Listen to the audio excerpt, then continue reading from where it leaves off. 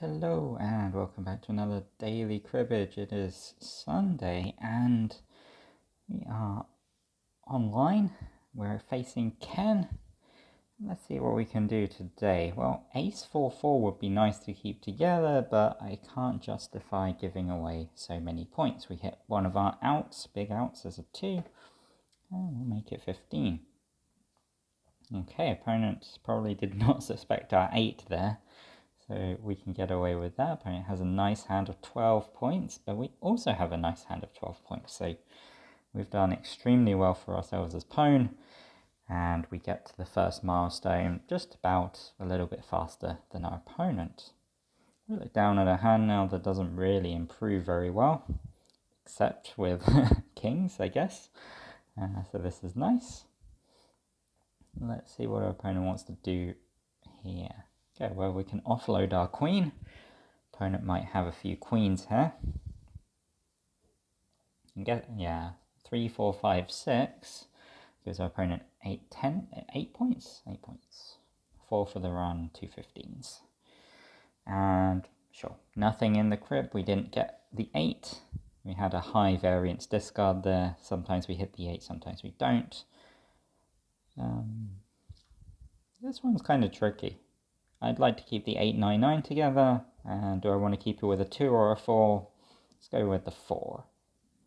Start off with a 9. If our opponent goes 6, then we will get to that when we get to it. We'll play nice and safe. I don't really need those. Did I need those 3 points? My instinct is to play safe there, so I'm just going to avoid getting into any complications.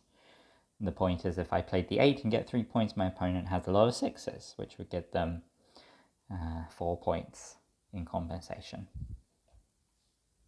which we just don't need to go into.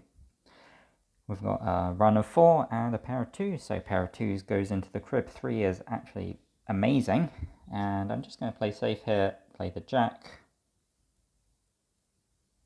So our opponent has good position on us, and I expect our opponent has 6s here, so I'm just going to play out the 5. Play out the 10. Avoid complications. Because if our opponent does have a 7, then the 8 would be a little bit... we're giving away points for no reason. And our opponent throws away 2 10s, which gives us a huge crib. So opponent has a slight positional advantage, but if we get quite a few points here, it can swing directly in our favor, just like that. 17-point hand takes us up to 60. Takes us up to 70, sorry. Okay, and we even take this 15, taking us to 72 after the scoring. Okay, ace 4. Well, our opponent doesn't have many 6s here. There's only 1 6 left in the deck, so if our opponent has a 2, then they only get 1 point instead of 2 points for the last card, if we had played a 7 instead. So we get an extra last card, taking us to 73. Opponent is now lagging behind because their ace 2, 3, 4 didn't score maybe as many points as they would have expected. I think this is just a double 4 discard, because double 4s improve more than double kings, and if we hit our 3, it's really good for our hand anyway. We don't need to worry about getting it into a double run or anything. 7 could be really good for our crib, and we will just play out. Okay, we expect our opponent has some 2s here, but they didn't double our 2, they just had ace 4. Ace 4, double 9. Just looks like 2 points to me. 2 points for me as well, but a few more points in the crib because our double 4 combos with the 7. Nice. 6 queen is the safest, so we'll do that. So it helps to know some of the discarding averages, but you don't really need to know them all in order to get a good understanding of the relative values of all of the discards. And okay, here we get some value out of our magic 16. Well, I guess it was a magic. Yeah, it was a magic 16, but But yeah, you don't need to know all of your discard averages, you just need to know how to compare similar ones and which ones are going to be better. So for instance, 6-10 versus 6 queen, the queen is a little bit safer, so we can play that. 8 jack from our opponent offsuit is potentially,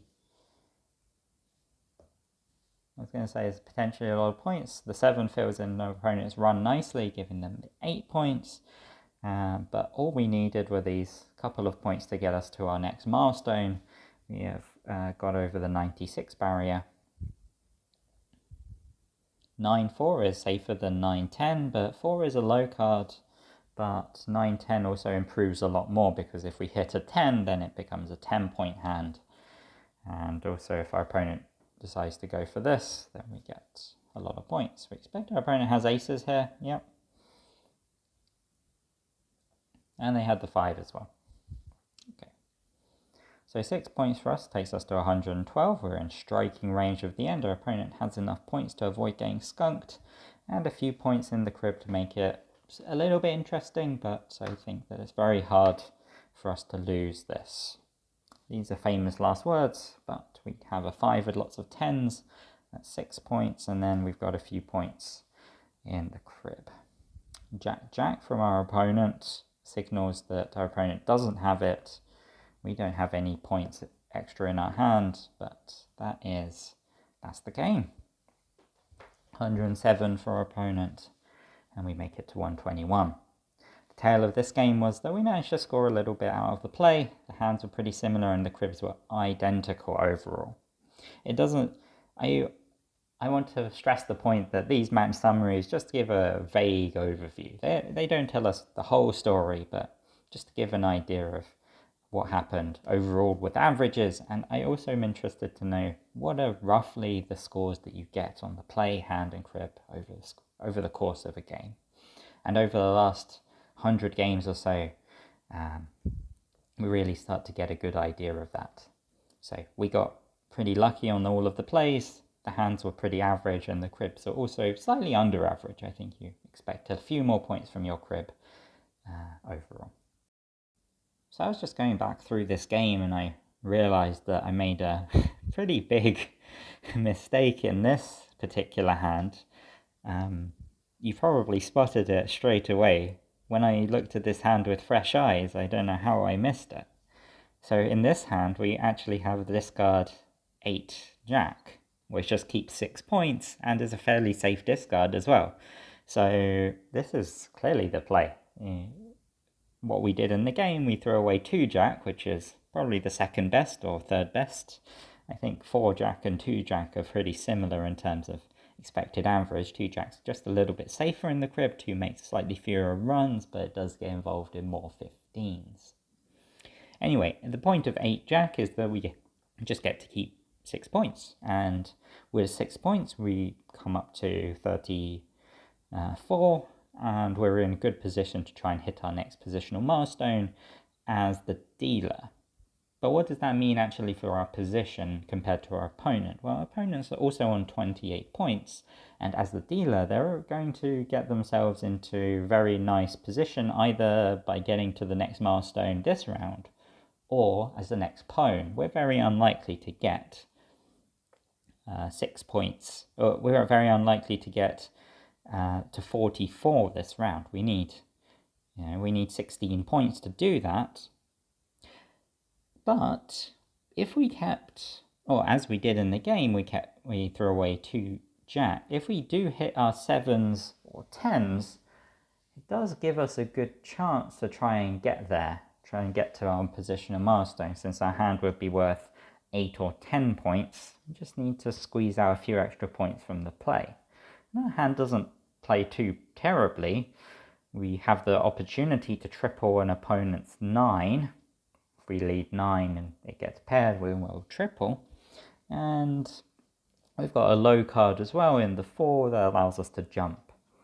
So it's conceivable that throwing away 2 jack is a reasonable play, but it is a crime not to notice the 8 jack discard. So I'm just going to tack this little thought on the end here just to to make sure that I know that I got it. All right, catch you later.